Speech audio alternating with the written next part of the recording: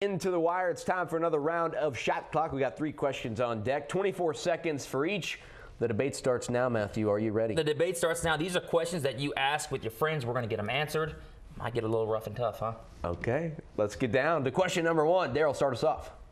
Gentlemen, let's start this segment of the Shot Clock talking about one of the greatest, if not the greatest, statistical quarterbacks of all time. How many more seasons does Peyton Manning have as an active elite quarterback? This one is a tough one, but I think Manning needs to swallow it and just hang up the cleats. Why? I'm done with him. Why? Done with him. Why'd you say that? Manning will be 39 next season. Yeah. 39 years old. Did 39. you see him against the Colts? Yeah. I mean, he looked like he was just ready to give up. He was he was throwing some horrible passes. This is a guy who will be in the Hall of Fame, one of the best quarterbacks of our time, maybe ever. Got a ton of respect for Manning and what he's done, but at the same time, he was just not himself to close out the season. I think he's getting a little bit too old. The question will be, can he keep his legs healthy for an entire season? And we saw that at 38, he could not do that. So why at 39 would anything be different? Well, it was the end of the season when that happened. Really, he might have had some nagging injuries, but at the end of the day, that's when it matters, though. Playoffs and Super Bowl. They've got to really watch his reps, and you know what? When they're up 20 points next year, if he ends up playing, they've got to put Osweiler in and get ready for the future, or another quarterback that they want to say get it in. Peyton Manning, we all know he loves his reps. You know, and no one's going to steal him from him. Well, guess what? That has to change if Peyton Manning has any chance. It doesn't matter if he's got 2 years left on his contract. What matters is he was brought in by John Elway to win a Super Bowl for the Denver Broncos. Yeah. And pride will get in the way of that, and he still has some unfinished business left. I think he's got some left in the tank. His heart wants to, but can his body do that? Yeah, that's the big question. Do you think they should take his reps away at practice or also in the game? In the game. If they're up 20, why would you put him in? Why would you? I mean, he's already broken most of the records that he wants to break. If they want to do it, the Broncos see are Manning a great just team. Going off to the sideline. No, you can't do that. But at the end of the day, they need to go together. The brass needs to come together and say, Peyton, this is what's best for the rest. Okay. It's the hard part, though. If they can do that. Yeah, I don't see it. All right, moving down a rank, who in your eyes is the best coach in college football? So the best college football head coach, everybody's saying Urban right now, but I'm sticking with the old tradition. Oh, you. Nick Saban's still the guy. Oh, no.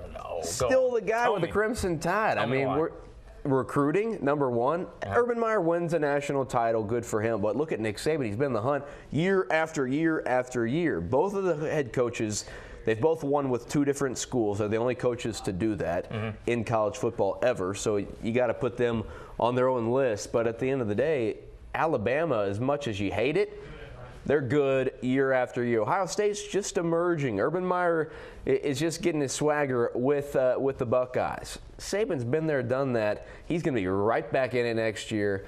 And if Urban Meyer continues to do so, maybe I'll change my mind, but I'm still on Saban. Let's not forget, okay, before this, they're 2-2 against each other. Right there, 500. So there's that. But at the same time, Urban Meyer, the only thing Nick Saban has on him, one more title. So you're agreeing with me? No, I'm not. Absolutely not.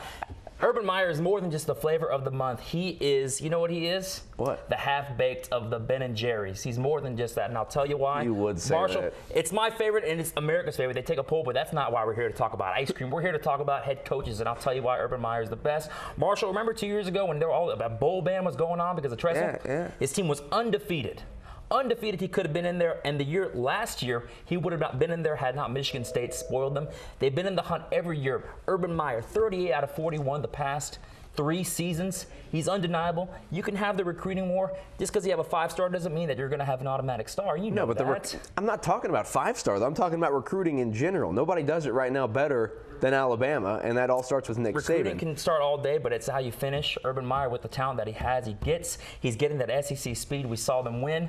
Marshall, he could have had tied 4 titles. Urban Meyer is the man. No. Can't top him. Urban Meyer is the man, like, right now. And he is that flavor of the month. But I still think Saban runs the show. He's going to tie him in the next few years. You watch. Next few years, right now. It's Nick Saban. And lastly, what is your take on professional teams tanking in order to rebuild, in order to get a top pick in the next year's draft? Daryl, tanking, as we all know. It's an art. It is an art. How many can do it? Magic Johnson said, I was surprised earlier this season, he said the Lakers should lose the rest of their games in order to set themselves up for the draft. I thought that was crazy. One of the best of the game ever wants to lose. I'm not about losing. No.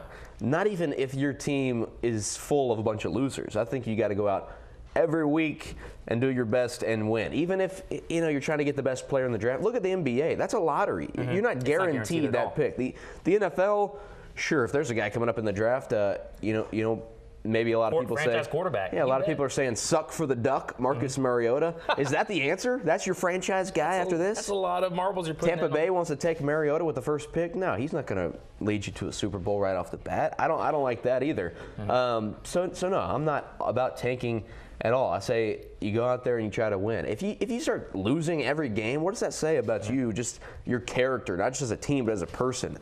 Yeah, I got no respect for those guys. It sets an identity for the franchise. It really does. For me, I play a lot of Madden at the same time. You can only win so much with the Cowboys. So right now I'm with the Bucks, and I've been tanking with the Bucks to get some top picks. There's no shame in that. But I'll tell you what, there is a better route to do, and it's what the Boston Celtics are doing right now, and that's trading all of their assets to get those draft picks. You've got so many to choose for. You could always trade up, trade down. Yeah. If I was an owner, general manager, I'd be a wheeler and dealer myself. That's a lot more honorable route to go rather than just tanking it up. Just the poor fans putting bags over their head. You don't want to see that. Yeah, and it's an art because how do you tank and at the same time get people to be in the stands? Because at the end of the day, these franchises, they got to make money. Those poor sales reps, they're dying out there. They're going to be all fired, and you got to come up with new schemes to get people in the seats. It's not worth it. So you're tanking playing Madden right now to try to get better picks? I'm looking very good, though, right now. I'll tell you that much. I'm a contender. Sad, man. Not a pretender. I feel bad contender. For you. Oh, optimist. Half full. Thanks, guys. Let's get together and do it again. All right. Thank you, Daryl, for our questions. That does it for another round of Shot Clock. The Wire returns after this. But first, let's take a look at our scoreboard.